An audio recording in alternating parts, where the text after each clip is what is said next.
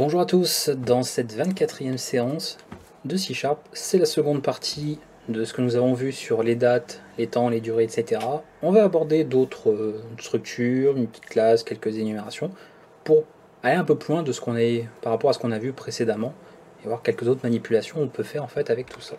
Alors petit rappel, ce que j'ai après coup, en revoyant la précédente vidéo, il y a des petites choses que j'aurais pu aussi aborder. Bon, je vous ai dit qu'il y avait voilà, des propriétés, pas mal de méthodes, etc. sur les différents objets, mais j'ai oublié de mentionner, et c'est quand même, je trouve important de le dire, au niveau de datetime et timespan, vous avez pas mal de propriétés intéressantes aussi. C'est-à-dire, comme nous manipulons par exemple ici des temps au complet, on peut mettre une année, etc., vous avez bien sûr des propriétés pour récupérer chaque chose de manière séparée. C'est-à-dire que si je fais un petit datetime d'été comme ceci, je vais le déclarer time 2022, sinon je vais mettre 353,59, d'accord, comme ceci. Je peux parfaitement, bien sûr, récupérer un de ces éléments. On a des propriétés qui sont accessibles, ici je peux appeler la propriété month, voilà. Et c'est ça pour chaque cas, vous avez pour les années, pour le jour, pour les heures, etc. etc. Donc je ne l'ai pas forcément précisé tel quel, mais c'était bien quand même de le mentionner, de voir que vous avez ceci. Pareil pour le time span, vous avez aussi ça, hein, pour le nombre de jours, pour le nombre d'heures, etc. Vous pourrez récupérer chaque chose, et si vous regardez un petit peu, vous aurez plein d'autres propriétés, en tout cas, qui sont accessibles. Time span aussi, vous avez plein de méthodes, mais bon, je les ai évoquées pour datetime, donc on retrouve un petit peu tout ça. Mais time span, vous pouvez par exemple faire de l'addition, et faire de la multiplication, faire de la division même, puisque encore une fois, comme je vous ai dit, on parle d'intervalle, d'accord? Avec timespan, c'est un intervalle, donc là pour le coup on est vraiment que sur des noms. Donc vous pouvez utiliser des méthodes par exemple pour additionner un timespan avec un autre. Voilà, vous avez des méthodes comme ça, vous avez add, vous avez multiply, divide, etc. etc. Donc je ne vais pas encore une fois montrer du code précisément sur ça, mais vous avez bien sûr tous ces outils là. Et d'ailleurs, rien ne m'empêcherait, puisque ici on travaille purement avec des valeurs autres, de faire ceci. Donc je vais juste changer le mois pour l'exemple, à 10, et je pourrais très bien faire ceci, dt2, month, et là ça marcherait puisqu'on va juste prendre la valeur telle quelle. Ce sont des doubles ou des entiers, mais peu importe, en tout cas ici, et bien sûr je peux parfaitement faire une addition. Voilà, donc si j'additionne le 8 du mois avec le 10, ça donne 18, qui n'est pas un mois qui existe, mais comme je vous ai dit, on traiterait les choses comme des noms, donc bien sûr ça fonctionnerait tel quel. Si on travaille avec des méthodes, et bien peut-être qu'il irait à plus 10, donc il ferait, on est au 8e mois de l'année, donc on rajoute 10 mois, et dans ce cas-là, l'année est cyclique, hein, on revient en fait après le 12e mois, on revient au premier, et donc ça prendrait en compte tout ça. Donc faites attention, encore une fois, j'insiste, hein, sur les différences entre les opérations arithmétiques et l'appel en fait aux méthodes, tous les services en fait fournis par ces différentes structures, ou bien sûr des classes. Voilà pour cette partie, ça je peux l'enlever en tout cas pour... On va laisser une partie au cas où, au moins laisser une date. Ça si j'en ai besoin après. On verra ce qu'il nous faut pour la suite. Maintenant, pour cette deuxième partie, si nous voulons manipuler une date, une heure, ok, mais en prenant un décalage par rapport à UTC. On ne travaillera pas directement en heure UTC ou en heure locale. On peut avoir besoin de ça. Donc si je veux un point en fait unique dans le temps, je veux vraiment prendre une valeur comme ça dans le temps, quelle qu'elle soit, et ensuite pouvoir travailler avec. Donc éventuellement, mais après on verra avec un fuseau horaire, on pourra travailler avec ça, ça fonctionnera aussi. Donc là je vais avoir, alors on va être directement sur une structure qui s'appelle datetime offset. Donc il prend en fait, c'est un datetime avec décalage, donc c'est là toute la différence qu'on va avoir. Donc vous voyez déjà la différence qu'on va avoir entre les deux. Ici c'est UTC local, on ne prend pas la tête. Là c'est travailler avec cette date, mais avec un décalage éventuel si besoin. Donc le plus simple, en fait, c'est de partir d'une date comme ceci. Pourquoi pas, donc bien fait de la garder en tout cas ici. De faire un datetime offset. Et directement de lui passer le datetime qu'on avait juste avant. Alors, on ne verra pas grand chose de différent, là, tel quel. Météo, voilà, on peut l'afficher, vous voyez un peu le format. Ce que ça nous donne ici. Voilà. La différence que vous voyez, pour ça je dis on verra pas trop de différence, parce que le format en lui-même il change pas. Par contre, vous remarquez on a en fait ici, présentement, le décalage. Alors plus 2 par rapport moi à mon fuseau. C'est-à-dire que, et je trouve important de le souligner aussi, que sera pris en compte, et bien en fait, les heures, donc les décalages, suivant l'endroit où vous vous trouvez, donc suivant votre système. Hein. Évidemment, c'est pas magique, ça sort pas de je ne sais où. C'est au niveau du système que ça interroge en fait via les différentes données qu'il y a pour trouver le bon fuseau horaire, le bon décalage à appliquer. Et moi, par rapport à mon fuseau horaire, c'est effectivement en UTC, ici en +2, d'accord, on rajoute 2, c'est en fuseau horaire de Paris, pour être exact. Et automatiquement, vous avez ce décalage qui est appliqué.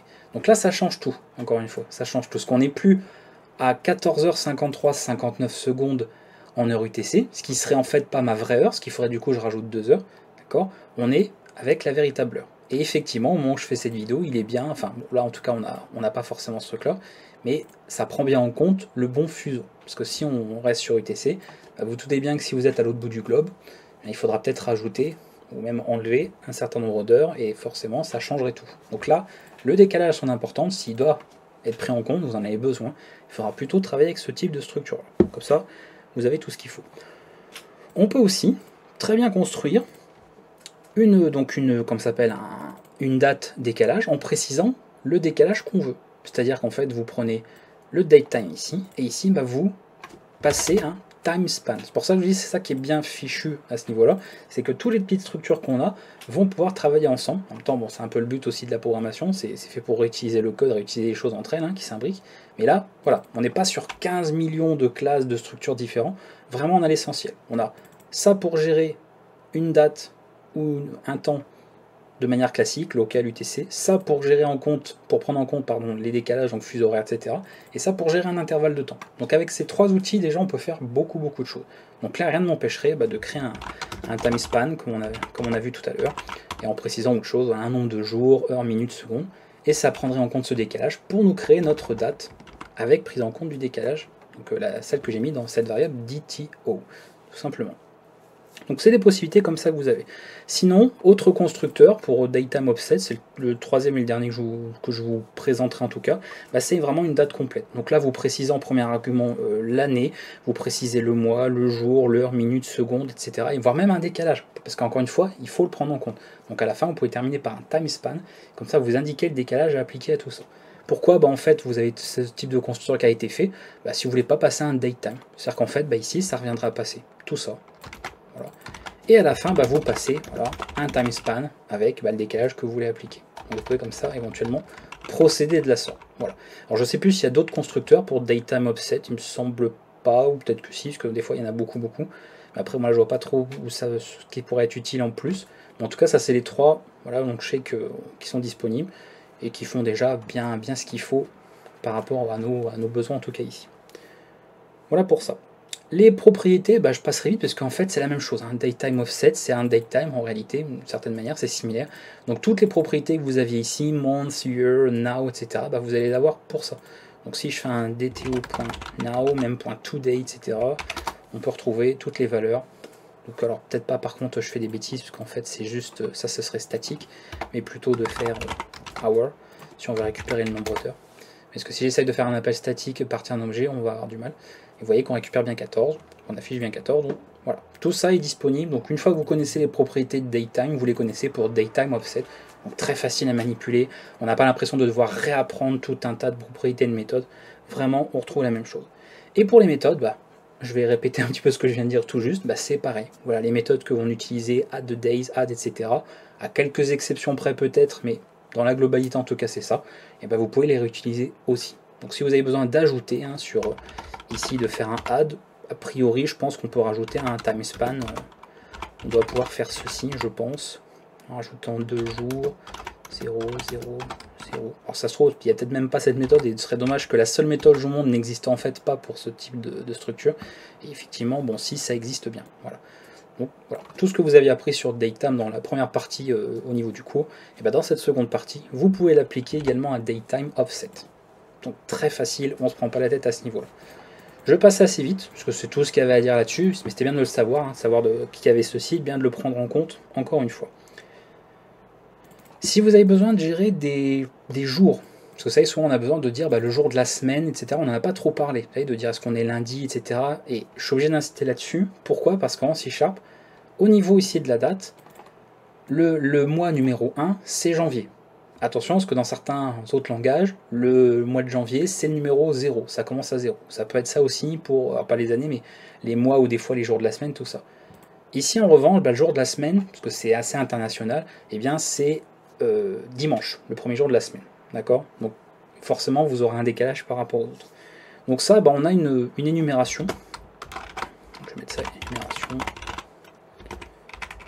qui gère ceci, qui est day of week normalement. Et ensuite qui peut prendre la valeur du jour que vous voulez. D'accord. Donc si je veux avoir un jour, je vais mettre encore une fois là, ça n'a rien à voir avec ce que j'explique maintenant. Là on passe un petit peu sur autre chose. Je peux faire tout simplement montrer un day of week .monday. Voilà. Vous voyez que bon, à l'affichage, ils ont fait en sorte qu'on ait directement le nom et pas en fait la valeur, la valeur numérique de l'énumération, ce qui n'aurait pas beaucoup de sens ici. Donc on peut comme ça gérer différents jours. Donc si à un moment donné vous avez besoin d'avoir le jour, la semaine précisément, eh bien vous avez une énumération pour ça. Alors vous aurez des fois, si je vous l'indique, c'est pas pour que ça sert à rien, c'est que des fois vous remarquerez, il y a des méthodes qui peuvent demander ou qui peuvent nécessiter de passer en fait une donnée de ce type, voilà, du type de cette énumération. Donc sachez qu'elle s'utilise comme ça et c'est très simple. Voilà. Pour chaque jour de la semaine, vous avez une valeur différente. Donc vraiment pas besoin de passer plus de temps dessus, c'est facile aussi à prendre en main et ça suffit en tout cas avec tout ce que nous avons besoin. Maintenant, partie un peu plus à développer quand même sur ce que je vous avais dit en première partie, c'est-à-dire que datetime, et aussi celui-ci, parce que finalement c'est un peu la même chose, gère des dates au complet. Si vous avez, vraiment vous êtes sûr de n'avoir besoin que de la date, ou de n'avoir besoin que d'une durée, d'un temps, vous avez également ce qu'il faut pour ça. Ce sont des structures, ça ne change pas. Et là on va avoir date only, time only. Vous voyez des noms encore faciles je trouve à retenir au niveau du nommage, assez logique, d'accord. Ça n'a pas un nom bizarre par rapport à ce que ça contient vraiment finalement, donc c'est assez clair à ce niveau-là. Et là, bon, je pourrais très bien vous passer le détail sur les constructeurs de tout ça, parce que c'est simple, mais quand même, vous êtes là pour apprendre pour certains. Tout n'est pas forcément clair et évident tout de suite pour tout le monde, donc il faut prendre en compte tout ça. Et si je veux date only, donc DO, voilà, le date only, et bien vous passez tout ce qu'il vous faut. Donc il me faut l'année 2022, juin, 24 juin. Et si vous voulez juste un temps, Nux, time only, allez, 19h, c'est le soir, 58, 42 secondes. Et là, vous pouvez travailler avec tout ça. Simple. Même chose, pas mal de propriétés, si vous voulez ici pour le jour, on avoir que l'année, que le mois, etc. Vous avez des propriétés pour ça. Le temps, même chose. Et après les méthodes, pareil, on retrouve quasiment les méthodes, on va dire, assez similaires. Si par exemple on veut ajouter, quelque chose, un time span, simplement, ajouter un intervalle de temps, ajouter un nombre de jours, ici par exemple, ou ajouter un nombre de jours, add days. Donc on retrouve à nouveau toutes les méthodes qu'on a déjà vues. Vous allez quasiment toujours les retrouver sur toutes les autres structures. Donc c'est ça qui est bien, encore une fois, c'est vous avez remarqué que beaucoup de méthodes, on retrouve les mêmes méthodes d'une structure à l'autre. Et ça simplifie grandement les choses et on voit qu'on a vraiment l'essentiel pour travailler avec des dates et des durées, sans s'embêter avec 20 classes et de se dire laquelle je dois utiliser en quel moment. Et mais là, il y en a deux qui font pareil, mais ils ne s'utilisent pas vraiment de la même manière, etc. Alors après, petite particularité, bien sûr, on aborde très souvent dans les vidéos ce qui est propre en fait à ce qui s'utilise en mode mono-threadé, d'accord. On n'est pas dans de l'accès concurrent, on travaille de manière synchronisée. Si on est sur un système en fait asynchrone, tout ça, on aurait d'autres outils comme en Java. Vous savez qu'en Java, j'insiste beaucoup là-dessus, parce que Java, pour le coup, lui a beaucoup de classes, de méthodes, d'interfaces, etc. selon le type d'usage.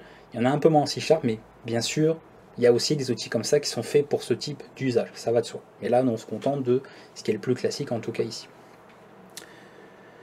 Moi, je pense que c'est tout. Alors pareil, on peut convertir en time span si vous avez éventuellement besoin. Par exemple ici, le temps, etc. Vous pouvez le convertir en intervalle de temps. Alors, on peut faire ce genre de choses. Il va y avoir une méthode toTimespan, je pense, comme ceci, qui vous permet de faire de la conversion.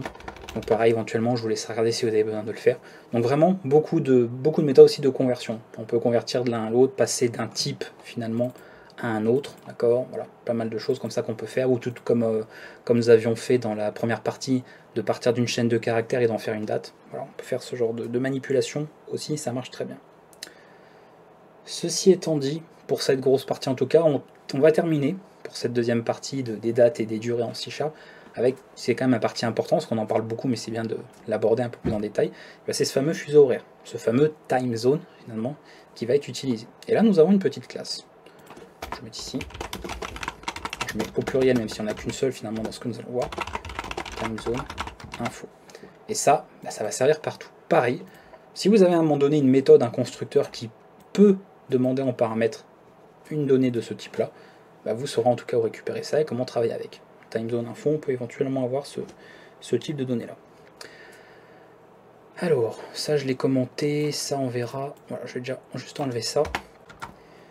Donc si je déclare un time zone info, TZI cette fois-ci, et je vais faire time zone info local, donc heure locale, éventuellement même en UTC. Voilà.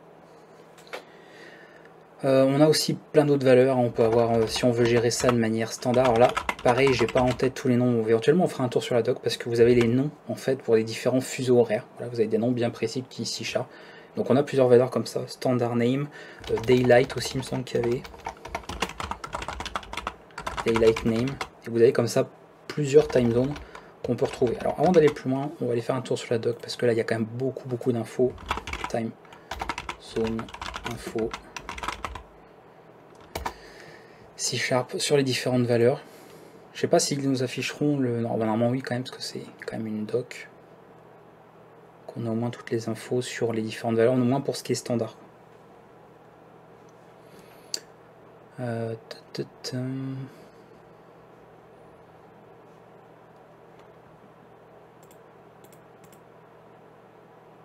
standard name, vous voyez display name. Alors regarde, c'est display name même qui serait plus intéressant.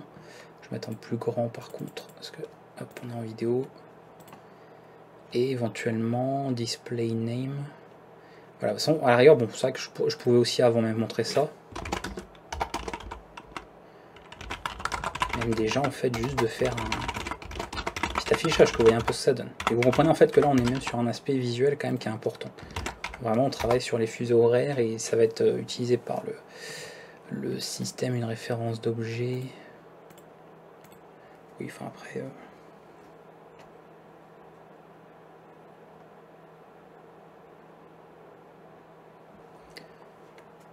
Est-ce qu'il est? Il est là.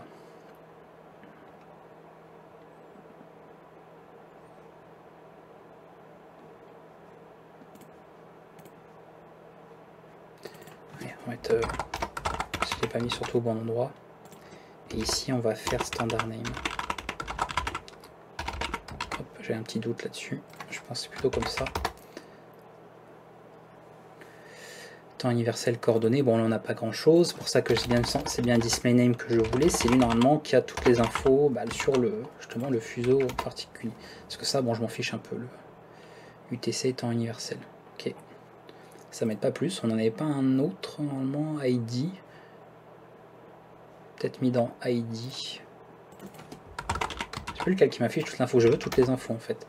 Au niveau du fuseau, j'aimerais avoir tout. On a UTC. Ouais, c'est pas non plus pas le plus complet.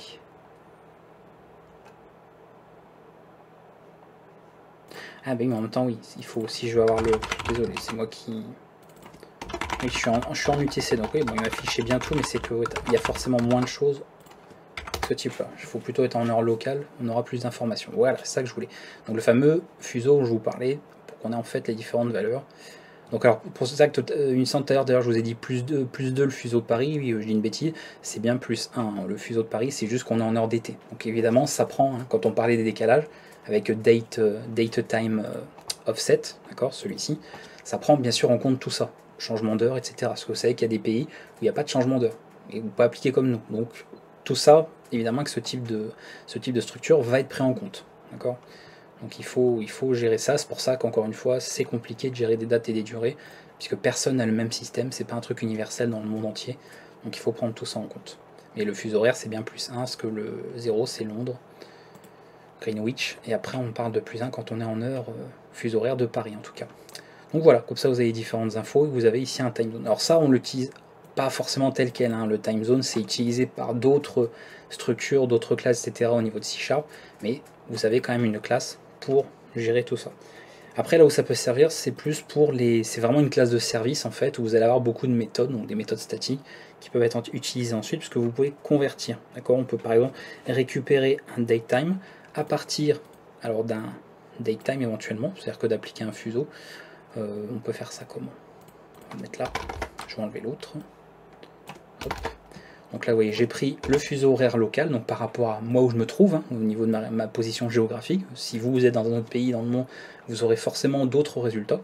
Et à partir de là, ce que je peux faire, on va le faire directement à l'affichage. Hein, je ne vais encore une fois pas passer par une autre variable, même si on pourrait. Quoique, ça fera moins de lignes, parce qu'au niveau de la largeur, pour vous, l'écran, ce sera mieux. Je vais mettre final date. On a l'impression d'être sur final round dans un match de Tekken. Et ici, on va faire tout simplement... Donc c'est depuis datetime, d'accord. Non, c'est time zone info en plus qu'il y a ça, c'est pas datetime. Convert time, et là on lui passe TT et le fuseau. Voilà, comme ça on affiche tout simplement celle-ci. Donc beaucoup de choses, pour ça que je prends mon temps-ci, je ne veux pas faire de bêtises parce que c'est vite source d'erreur avec tout ce qu'il y a. Et encore une fois, d'un langage à un autre, on n'a pas la même chose. Donc là, comme ça prend en compte tout ce qu'il faut, d'accord, au niveau des horaires. Après, bien sûr, tout dépend de quelle date vous avez créé, mais c'est plus dans le sens où vous auriez créé une date, par exemple, classique, genre même UTC, d'accord, par défaut, qui donc prendrait aucun décalage, donc on n'aurait pas forcément la bonne valeur. Et après, vous appliquez éventuellement un fuseau horaire, et ça pourra mettre à jour, ou en tout cas adapter la date si besoin, en fonction de ce que vous avez. Donc vraiment ça pour manipuler en tout cas les différents fuseaux horaires, décalage, changement d'heure, etc. c'est super important. On peut aussi faire des conversions, d'accord, on peut convertir depuis UTC ou vers UTC. Donc là vous allez plutôt avoir les méthodes, alors je vous montre ça, vous allez avoir convert time from UTC ou à l'inverse convert time to UTC. Voilà. Donc pareil, ça prend une date time, ça prend time span, même les mêmes arguments, ça ne change pas, et vous pouvez comme ça en fait faire des conversions. Donc ça je vous ai expliqué qu'il y a beaucoup de conversions, parce qu'il faut bien qu'on puisse passer d'un système à un autre, d'un mode à un autre, suivant le pays dans lequel on est, et on ne veut pas devoir créer une date spécifique à chaque système géré par des pays en fait qui gèrent pas ça de la même manière. On préfère en fait avoir un outil générique, et après on a plein de fonctionnalités disponibles ici en C# pour changer une date finalement d'un mode en un autre. Et donc comme ça on peut se retrouver avec des dates mondiales, on va dire au sens international, dans un système informatique qu'on peut gérer, on peut convertir si besoin, en fonction du système, de l'infrastructure sur laquelle vous travaillez. Parce qu'encore une fois on peut travailler avec différents pays, et comme je vous l'ai expliqué, pas le même système, et c'est là toute la difficulté finalement de la chose. Ensuite, est-ce qu'il y a autre chose que je peux vous montrer là-dessus? Moi, ce que je voulais, encore une fois, c'était des infos. Je voulais plein d'infos. Vous affichez genre les noms des... Parce qu'on a Find System aussi qui peut être utile. C'est pour récupérer le time zone suivant identifiant. Oui, bon là, je vais pas vous montrer parce qu'en plus, vous avez là sous la doc. C'est vrai que j'aurais pu aussi vous montrer ça. On a en fait, vous passez l'identifiant. Donc ça, c'est une valeur sous forme de chaîne. Et c'est ça, en fait, que j'ai pas. J'ai pas, en fait, ces valeurs-là. Il faudrait que je les trouve exactement. Qui nous les indique quelque part. Que sur Windows c'est privé depuis des valeurs dans le registre, mais il faudrait qu'on ait tout. On va pas les avoir. Parce que bien sûr ça dépend de votre système. C'est récupéré depuis de votre système, c'est ce que je vous expliquais tout à l'heure. Donc selon votre système d'exploitation, ce sera pas retrouvé à un endroit. Bon là au pire il vous met de toute façon la clé. Vous avouez donc évidemment je le connaissais absolument pas par cœur. Mais on a ça voilà ici visiblement. Et pour d'autres systèmes vous aurez ça ailleurs. Comme ça en fonction de l'identifiant, vous pouvez récupérer tout simplement. C'est pas ici. Mais on avait voilà ceci. Le système time zone by ID qui retourne comme vous voyez un time zone info. Donc ça vous permet de récupérer le bon suivant ce que vous voulez. Pourquoi? Parce que par défaut ça va se baser vraiment sur votre fuseau horaire à vous, voilà vos décalages, le système en fait d'heures sur lequel vous êtes. Mais si vous admettons vous êtes en France et vous voulez utiliser le fuseau horaire du Japon, et vous pouvez vous servir en fait de l'identifiant, voilà, pour avoir le bon fuseau horaire, et comme ça vous retournera le bon time zone info. Et vous pourrez, à partir de là, créer une date en appliquant ce décalage, donc en fait en appliquant le tout pris issu d'un autre fuseau horaire, et vous aurez une date du Japon, même si vous êtes dans un autre pays que le Japon, avec un autre système de fuseau, etc. Donc c'est là tout l'intérêt de tous ces différents outils. Et c'est pour ça qu'on est passé par la doc aussi, parce que moi-même qui peux manipuler ça, bon, je ne fais pas du C# tous les jours non plus, mais c'est bien d'avoir ça sous les yeux, parce que c'est, encore une fois, ça peut être très vite prise de tête après avec les différents fuseaux, tout ça, il ne faut pas trop se mélanger avec ces différents outils. Et ça devrait le faire par rapport à ce que moi je voulais aborder avec vous. Pareil, bon je l'avais pas dit, mais vous voyez que ça peut déclencher plein d'exceptions, mais de toute façon je voulais préciser en première partie de bien vérifier tout ça, vous, d'accord. Normalement en plus il y a des exceptions particulières, vraiment faites pour time zone not found notamment. Voilà, prendre en compte tout ça. Après c'est des cas liés au registre pour Windows, mais ça nous intéresse pas ici précisément. Mais il faut bien garder tout ça en tête quand on manipule des dates, parce qu'encore une fois, les données, surtout quand elles proviennent de l'utilisateur ou même du développeur, qu'elles sont écrites par le développeur, il faut gérer un peu tout ça en amont, avec ce qu'on a vu justement sur la gestion d'erreurs précédemment. Et moi je vais en rester là. Pour ça, je pense qu'on a vu vraiment l'essentiel. Voilà, on a vu vraiment le plus important. Bien sûr, il y a plein d'autres choses à savoir sur la manipulation de dates, les conversions. Encore une fois, si c'est utilisé de manière concurrente, il y a plein d'autres spécificités qui rentreront en compte aussi. Donc vous avez vraiment matière en tout cas à aller beaucoup plus loin, à voir plein d'autres choses.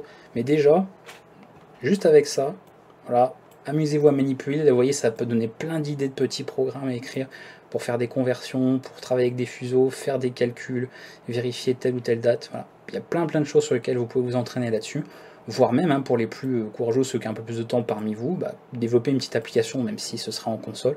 Travailler par exemple, je sais pas moi, avec un système de réservation, avec des dates, où vous faites saisir la date par l'utilisateur, voilà précisément, et après vous construisez des dates, où vous prenez en compte son fuseau horaire, etc. Et puis vous enregistrez ça dans un fichier, que sais-je. Voilà. Toutes les notions qu'on a vues précédemment, il y a plein d'idées de choses que vous pouvez développer pour vous exercer, expérimenter un petit peu tout ça de votre côté.